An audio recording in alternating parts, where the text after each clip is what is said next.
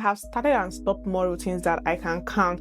Morning routines, Bible study routines, exercise routines, meal prep routines, name them. I'll start strong, feel really incredible about myself for a week or two, and then something would happen. Probably a busy day, tired morning, one skipped section, and just like that, it was all over. And this wasn't because I stopped caring, but because I didn't know what to do when the feeling ran out. And I want to talk to you about that today, because if you've ever built a routine, felt really proud of yourself, and then watched it quietly fall apart, this video is for you. And more importantly, I want to show you that it wasn't a you problem, it was a method problem, and the method can be fixed. This is what's actually happening when your routine collapses. You start with energy, real energy. You have decided something, you've committed to that thing, you feel it in your chest, and those first few days they feel good. You're doing the thing, you're showing up, you start to picture the version of yourself who does this same thing every single day without even thinking about it. And then life happens. You have a bad night, a long day, your child probably becomes unwell, your schedule gets up,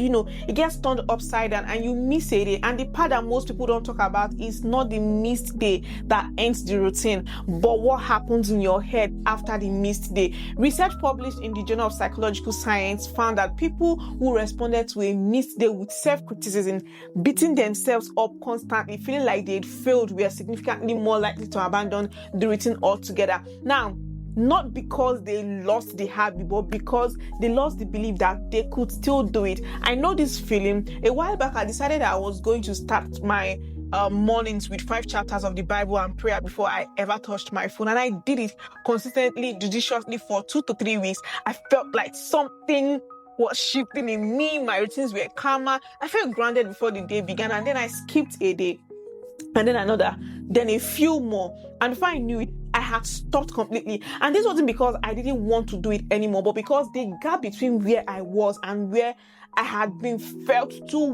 wide to cross back over. I'm actually feeling the pull to go back now, because I have seen clearly what consistency does. But I've also learned something from that experience that I want to give you today. The other thing that kills routine, and this is sneaky, is that we build them on the wrong fuel. We build them on excitement, and excitement is powerful. It is the thing that gets you up out of bed at 6 a.m. on the day one. But excitement is an emotion, and emotions by their own very nature come and go. Research across multiple behavior change studies found that motivation-based approaches started strong. Nearly about 80% of people were still going in week 1. By week 12, only 19%. The excitement had worn off, and there was nothing underneath it to carry people forward. And I experienced this myself. Earlier this year, I decided that I wanted to start going to the gym as part of my New Year resolution. And on the first attempt, I started with excitement, with big plans, with that new year, new me energy.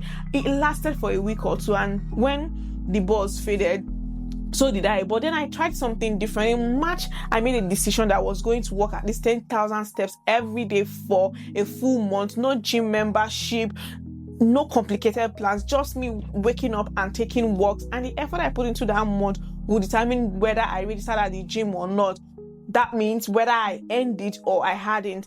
Out of 31 days, I only missed 5 days. On most days, I averaged 17k steps. There were days I was exhausted, days that I did not want to move, but I kept going. And do you know what was different? I wasn't running on excitement. I was running on a clear commitment, a specific goal, and a reward that mattered to me. That is a system, and system at last feelings every single time. You don't need more motivation. You need a routine that doesn't depend on how you feel. Most people think that the goal is to wake up every day feeling ready, feeling inspired, feeling pumped up, feeling like the version of themselves who has it all put together. But that version of you doesn't exist every single day when you get up. And building a life that only works when you feel good is building on sand. The routine that actually work, the ones that compound over months and years into a life that feels really different, they aren't built on inspiration, they are built on designs. Decisions made in advance when you had clarity, so that in the moment when you don't feel like it, when you don't have those clarity, you don't have it in you to get up.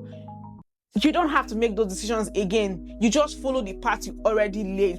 There is also a deeper shift that one of the research points to, and this one changed the way that I think about routines entirely. Studies have found that framing a habit around your identity, who you are, rather than an outcome, which is what you want, increases the likelihood of sticking with it over by over 30%. The difference between I am trying to work every day and I am someone who moves our body daily is not just in the words. It's in the story that your brain tells yourself when you are tired and you are looking for a reason to stop. When a behavior becomes part of how you see yourself, you stop negotiating with it. You stop asking whether you feel like it today or not, because people don't argue with who they are. They just show up and live up to it. And the last thing I want you to hold on to before we get into the framework for today is that missing a day is not the end. It was never the end. Research is very clear on this. It is the recovery that determines everything. People who have a specific plan for what they do after they fall up are dramatically more likely to rebuild the routine than those who don't. The routine did not die when you missed a day. It is still there waiting. The only question is whether you know how to get back to it. Now, I want to give you a framework that I call the routine reset. 4 parts. Each one addresses one of the real reasons behind why routines fall apart. The first part is start smaller than you think you should. This is the part that feels really counterintuitive, because what do you mean by when I'm full of motivation and ready to change my life, I should start small? It sounds like giving up before you have already begun, but this is what science actually shows. The most successful habit builders don't start with impressive routines. They start with routines that feel almost too easy to fail at, because consistency at a small scale builds neural pathways, and those neural pathways are what eventually make the behavior feel automatic, feels effortless rather than effortful. Now, if you want to start a morning devotion, don't begin with 5 chapters like I did. Begin with 1. If you want to start exercising, don't begin with a full gym program or membership. Begin with 10 minutes of movement after you brush your teeth. If you want to start journaling, don't begin with a full page.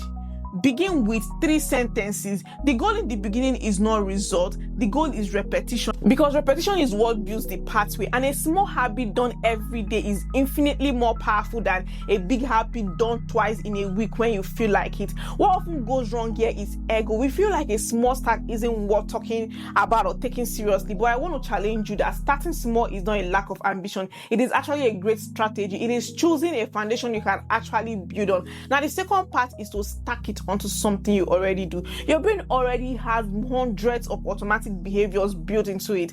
Things you do every day without ever thinking about it. You wake up, you go to the bathroom, you put the kettle on, you get into the car, you do your morning commute, you put your child to bed, you sit down on the desk, on the sofa. These are anchors, and these are one of the most important tools you have for building new routines. Habit stacking means attaching your new behavior directly onto one of those existing ones. Now, the formula is very simple. After I do these things I already do, I will do this new thing. After I pour myself a morning coffee, I will read 1 chapter. After I put my child to bed, I will spend 10 minutes planning for tomorrow. After I sit at my desk, I will write my 3 priorities for the day. What this does is it removes the question of when. When is always the problem. When will I find the time? When will I remember? When will I feel ready? Habit stacking answers all of these questions before when can eventually stop you. Now, there are so many research to support this consistently. Linking a new behavior to a stable existing cue increases both adherence and long-term habit formation. Your brain doesn't have to create a new slot in your day. It just extends a chain that is already there. Now, what I see often goes wrong here is choosing the wrong anchor, something that does not actually happen consistently or naturally fits into your life. Choose an anchor that happens every single day, regardless of how your day goes. Waking up, brushing your teeth, making your coffee, your first drink in the morning. These are solid anchors. Finishing work at a specific time or getting to the gym are not, because these ones are variable. Now, the third part is to expect the dip. This is the part that nobody loves to talk about or tell you, and it is the reason so many routines die in weeks 2 and week 3. There's a predictable point in every new routine where the excitement has completely worn up, the results are not visible yet, and nothing about it feels good. It just feels like effort, like something you have to make yourself do. Researchers call this the habit valley, the uncomfortable middle ground between novelty and automaticity. And the thing here is, the dip is not a sign that something is wrong with you or that something is wrong with your routine. It is a sign that you are exactly where you're supposed to be, because this is the part that separates the routines that stick from the ones that don't. Anyone can show up when it feels good, the compound interest of a routine comes from showing up when it doesn't. Before I registered for the gym, I went on a daily 10,000 steps for a month with a reward of starting the gym and purchasing beautiful sets of gym wear if I was successful. And building this routine had this deep. There were days I was tired, rainy afternoon, days when everything had gone sideways, where the last thing I wanted to do or think about was to take a walk. But I had a commitment, a specific goal, a reward at the end of it that mattered to me, and I had decided in advance that I was going to do certain things when the hard days came. So when they arrived, I didn't have to decide again, I just moved. The practical tool for navigating the deep is to decide now what you will do when you don't feel like it, not when the moment arrives. Now, will you do a shorter version? Will you do 1 minute instead of 20? Will you text someone who will hold you to it? The decision needs to be made in advance, because in the moment, the tired you will always choose the easier option. Now, the fourth part is to come back fast. You will miss a day, maybe a few days, maybe a whole week. That's not failure, that is life. Research is very consistent with this. It is not falling off the routine that determines your long-term success. It is how quickly you come back. A 2025 study found that people who had, specific recovery protocol, like a plan for returning to the habit after a lapse, we're like 82% more likely to reestablish the routine than those who didn't. The difference between the person who builds a life-changing routine and the person who gives up is not that the first person never fell up. It's that the first person stopped treating every sleep as the end of the story. Come back the next day, not next Monday, not when life feels calm, not when you have psyched yourself up. The next day, even if you do a smaller version, even if it's imperfect, because the only thing a missed day can actually make or take from you is momentum, and momentum can be rebuilt in 24 hours if you choose to. And let go of the idea that you have to restart from zero every single time something disrupts your routine. You don't. You pick up from where you are. The routine is still there. You just have to get back to it or work back right into it. I want to come back to my working month for a moment, because I believe it shows all 4 of these parts working together in real life. I started small, not in the gym, not working, something I could do without an equipment, without a membership, without a perfect schedule. I stacked it into my existing days, working it around the life that I already had. I started the dip and it came reliably in the moment I was most tired, and every time I nearly stopped, I came back because I had a reason that mattered more to me than the discomfort of that particular day. By the end of that month, something has shifted in me, not just physically, though that changed too, but in how I saw myself. I stopped being someone who was trying to be consistent. I started being someone who was, and that identity shift is quiet when it happens, but it is the most powerful thing a routine can do for you. I've seen both sides of this. I had a morning devotion practice that I let slip because I didn't know how to come back after a missed day, and I had a working commitment that held because I built it differently. The difference was not in the willpower, but in the structure that I had built underneath it. If you watched up to this point, this is the one thing that I want you to do today.